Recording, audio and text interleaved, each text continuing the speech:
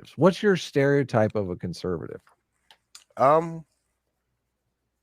Reactionary, definitely reactionary. What does that mean to you? Because I'm not sure I know. They kind of want to stay with the status quo, even if it's counterproductive, or even if, you know what, let me not make a generalization. Even if I feel it's counterproductive for them, because again, I'm not perfect, but I'm what just kind the way of I would see status something. quo? In the sense of, I mean, all this wokeness in schools. I don't think they want to stay with that status quo. well, no, but all the wokeness in schools would be something that would be introduced to against the status quo. You know, the status quo before was George Washington chopped down the cherry tree. Slavery was a paragraph. We said a bunch of stuff about Dr. Martin Luther King, mostly the last few sentences, the Mahalia Jackson version of the I Have a Dream speech.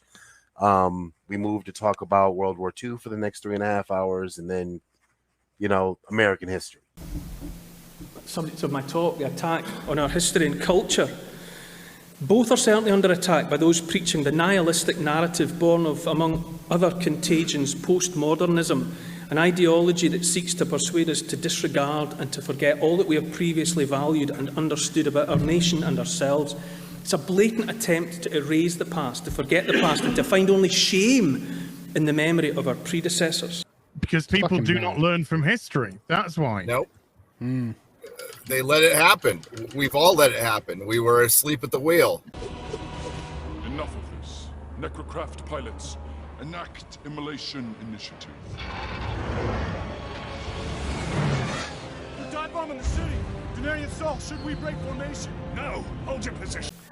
As has been rehearsed elsewhere and by others smarter than me, the past, our past, is being viewed now, and by many who should know better, from the narrow perspective of the present, through that highly subjective prism, judged in relation to 21st century morality. Any and everyone from the past might be so judged and found wanting. This is a metastasizing cancer that will kill us all in spirit, if not in the flesh, unless we deal with it. Just said, I mean, that sounds to me like what the decision with Superman, you know, to take away his truth, justice in the American way.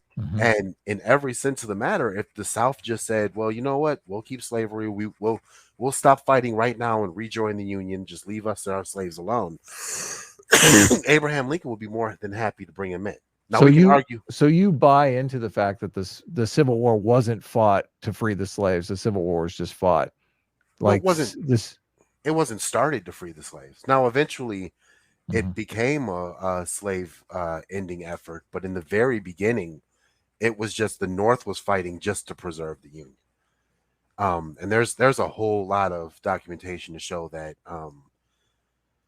Lincoln, as much as he didn't like slavery, and we could say like the day after slavery could have been abolished or whatever else, we don't know.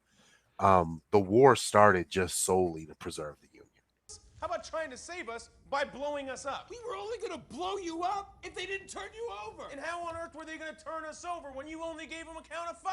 We didn't have time to work out the minutiae of the plan. This is what we get for acting altruistically. I'm Groot. They are ungrateful. The removal of statues is obviously a highly visible aspect of this bid to establish a year zero. No one's safe, not even Thomas Jefferson.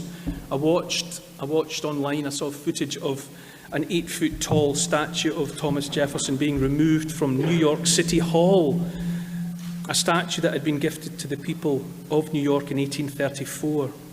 And there, and here, and elsewhere, statues are toppling, subject to an agenda that makes no sense to me.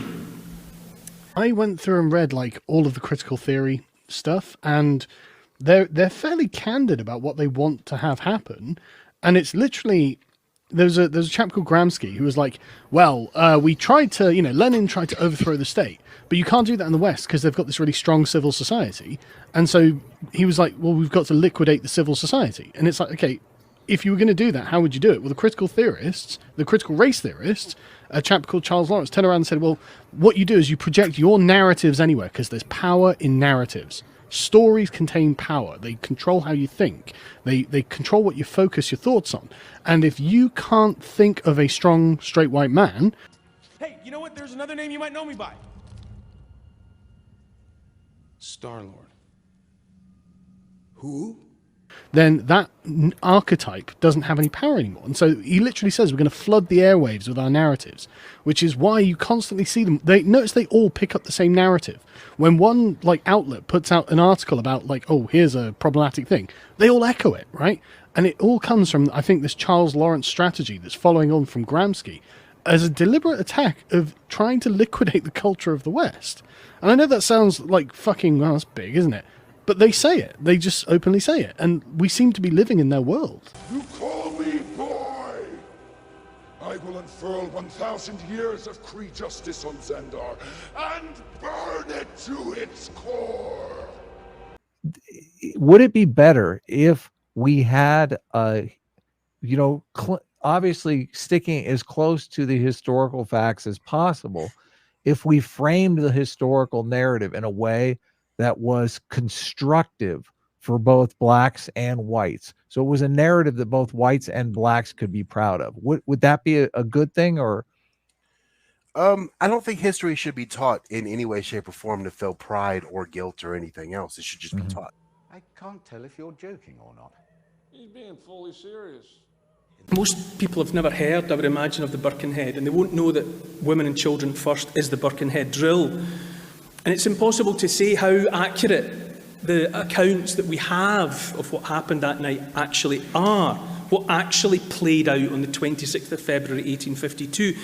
But history, as much as anything else, or certainly to me, it's the stories that we tell ourselves about what we think happened, or it might even in some cases be what we hope happened in the past. History is partly narrative, and ultimately, if it's to matter at all, it becomes personal narrative. What are you, some saint all of a sudden? What has the galaxy ever done for you? Why would you want to say this? Because I'm one of the idiots who lives in it. What is true is that some of the stories that we tell ourselves, the kind of stories that I count as history, they take the trouble to remember and to retell, at least in part, who we think we are as people and as a civilization. If not who we are, then who we might be if we try hard enough to put the needs of others above our own. And there are many stories that work that way and that break my heart, and they told generations of British people and people around the world. They told people who the British were, or, which is just as important, who they thought they were and what they thought their ancestors had done. You got a present there for Peter, don't you? Of course. I got you covered, Pete.